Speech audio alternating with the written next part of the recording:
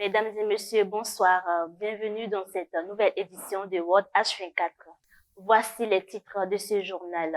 Face à l'adoption d'une nouvelle taxe sur les transactions électroniques, les Ghanéens restent furieux. Et nous aurons parlé aussi du Togo qui fait la promotion de son artisanat et c'est à travers Miato, le marché international de l'artisanat, et plusieurs pays étaient au rendez-vous. Le Parlement met en place une taxe sur les paiements mobiles et transferts d'argent. Une taxe qui passe mal auprès des citoyens alors que les inflations galopent et le pays peine à sortir de la crise post-pandémie. La salle ne soutient pas la loi e-Levy. Nous ne soutiendrons pas la loi e-Levy. Laissez-nous en dehors de ça. Les députés de l'opposition quittent la salle. Ceux de la majorité n'ont plus qu'à entériner le texte, présenté en novembre dernier par le gouvernement.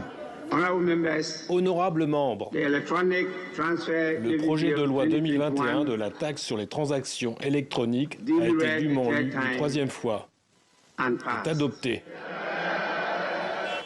Une taxe d'1,5% va désormais être appliquée sur toutes les transactions électroniques, y compris sur les paiements par argent mobile, ou Momo comme on dit au Ghana, pour mobile money.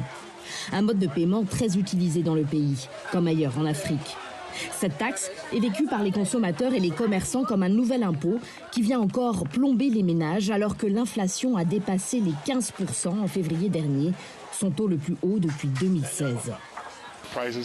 Les prix de nos marchandises augmentent tous les jours. Donc si mes clients doivent payer un prix encore plus élevé, parce qu'en plus, ils veulent utiliser les momos, vous imaginez bien ce qui va se passer. On ne va plus pouvoir travailler sereinement. Je n'accepterai plus les paiements par mobile money, parce que si je le fais, ça ne va pas m'aider. Je vais perdre de l'argent lorsque le client va effectuer son paiement. Je vais perdre une partie de mes bénéfices. De son côté, le gouvernement explique avoir besoin de nouvelles sources de revenus pour combler un déficit public croissant de plus de 80% du PIB. Selon le ministre des Finances, cette taxe devrait rapporter quelques 835 millions d'euros au Ghana. Le président américain Joe Biden, lors de sa visite en Pologne pour soutenir les pays de l'OTAN, a employé les propos offensifs lors de son discours. Regardez. Pour l'amour de Dieu, cet homme ne peut pas rester au pouvoir. Voici l'une des déclarations choc de Joe Biden, qui a également comparé Vladimir Poutine à un boucher lors de son séjour en Pologne. Venu afficher son soutien aux pays membres de l'OTAN après l'invasion de l'Ukraine par la Russie, le président américain a choisi la formule offensive, et cela n'a pas tardé à faire réagir. À commencer par le chef de la diplomatie américaine, Anthony Blinken, qui a tenté d'éteindre l'incendie en marge d'une visite en Israël. Comme vous le savez et comme nous l'avons déjà dit à plusieurs reprises, nous n'avons pas de stratégie de changement de régime en Russie ou ailleurs. C'est toujours au peuple du pays en question de décider. Le Kremlin a aussi vite réagi. Ce n'est pas à Biden de décider, a déclaré son porte-parole Dmitri Peskov. Le président de la Russie est élu par les Russes. Ce discours et les passages qui concernent la Russie est stupéfiant, pour employer des termes polis. Emmanuel Macron a quant à lui mis en garde contre l'escalade verbale. D'abord être factuel et ensuite, en effet, tout faire pour ne pas que la situation dérape. Je n'utiliserai pas ce genre de propos parce que je continue de discuter avec le président Poutine. Parce que que voulons-nous faire collectivement ? Nous voulons arrêter la guerre que la Russie a lancée en Ukraine sans faire la guerre et sans escalade. Au Niger, après la diffusion d'un reportage télévisé sur les mendiants nigériens présents sur les rues de Dakar, les autorités du Niger ont procédé au rapatriement de plusieurs centaines d'entre eux. Vous savez, aujourd'hui, à travers ce phénomène, l'image de notre pays est traînée dans la boue. Traînée dans la boue, donc voilà pourquoi le gouvernement veut prendre ce phénomène à bras-le-corps. Nous savons que ce n'est pas la misère qui est à la base, comme les gens veulent le faire croire, à la base donc de ce phénomène, mais c'est plutôt des réseaux mafieux organisés qui procèdent à la traite donc, de ces êtres humains. En plus de cet avion, un autre vol de rapatriement est attendu à l'aéroport de Niamey. Dans l'idéal, on devrait arrêter de mendier dans les rues et prier Dieu pour qu'il nous aide à nourrir nos parents et nos familles. La mendicité n'est pas une bonne chose et personne ne fait la manche si on a les moyens de vivre dans de meilleures conditions. Christian Kaboré laisse son poste à Patrice Talon, président de la République béninoise, qui a été désigné pour exécuter le poste de présidence de l'UEMOA. Le président béninois a été choisi par ses pairs ce vendredi à Accra, au terme d'un double sommet CEDEAO-UEMOA, une première pour ce pays qui n'a jamais présidé une institution sous-régionale. À la tête de l'organisation, Patrice Talon succède à l'ancien chef de l'État du Burkina Faso, Roch Christian Kaboré. L'annonce a été faite lors d'un point de presse à Cotonou par le ministre béninois des Affaires étrangères, Aurélien Agbenonsi. Avant d'accepter de prendre la présidence de l'UEMOA, Patrice Talon a posé une condition, celle de faire coïncider le pays qui détient la présidence du Conseil des ministres avec celui qui détient la présidence de la conférence des chefs d'État. Le ministre béninois chargé de l'économie et des finances, Romuald Wadani, a été désigné pour diriger la conférence des ministres des Finances. La première mission économique et commerciale de la francophonie en Asie du Sud-Est se poursuit à Cambodge. Une voie de nouvelles partenariats gagnant se présente comme un réel succès. Regardez. Louise Mushikiwabo a réitéré aux autorités cambodgiennes la volonté de l'Organisation internationale de la francophonie d'accompagner de manière concrète le secteur privé international francophone et celui cambodgien afin de nouer et développer des partenariats d'affaires et de contribuer ainsi à intensifier les échanges commerciaux et d'investissement au sein de l'espace francophone. Effectivement, ça me réjouit énormément parce que c'était un des livrables que j'avais voulu dès la planification de ces missions, de voir effectivement qu'il y a eu plusieurs signatures à la fois à Ho Chi Minh Ville, à Hanoï et ici à Phnom Penh.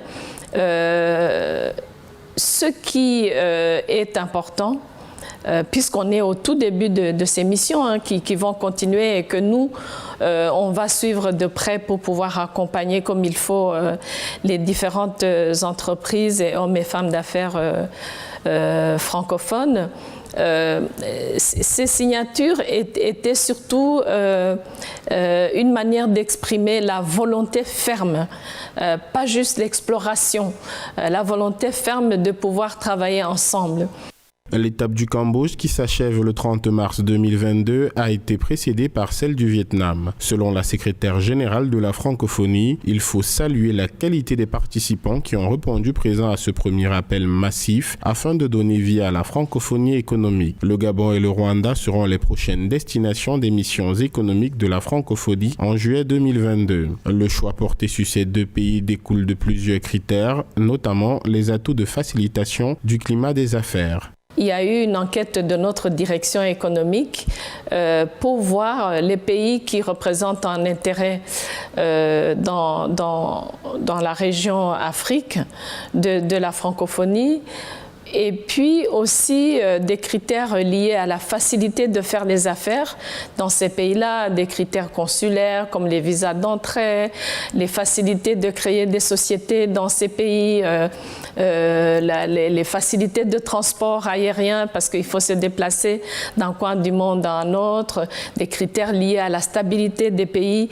Et donc, dans cette région de l'Afrique de l'Est et du Centre, le Gabon et le Rwanda ont été sélectionnés sur ces critères-là. Le marché international de l'artisanat du Togo, Miato, une vitrine qui valorise les produits artisanaux, a commencé depuis le 23 mars 2022 et est à son apothéose ce dimanche 3 avril 2022.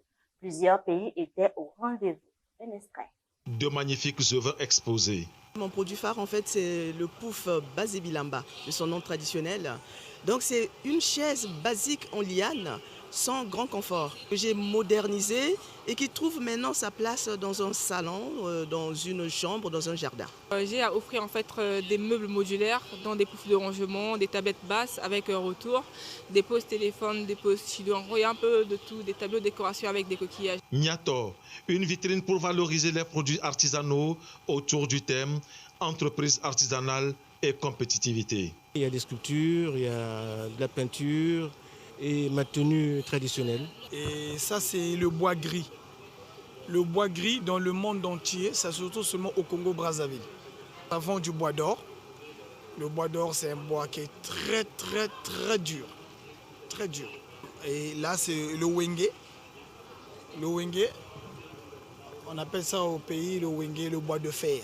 Sur le site du Miato, le ministre congolais des PME, de l'artisanat et du secteur informel, Jacqueline Lydia Mikolo, venue porter main forte aux artisans de son pays. Le Miato n'est pas un petit événement, c'est un des grands événements de l'artisanat en Afrique. C'est l'artisanat qui est la clé du développement en Afrique et de notre pays.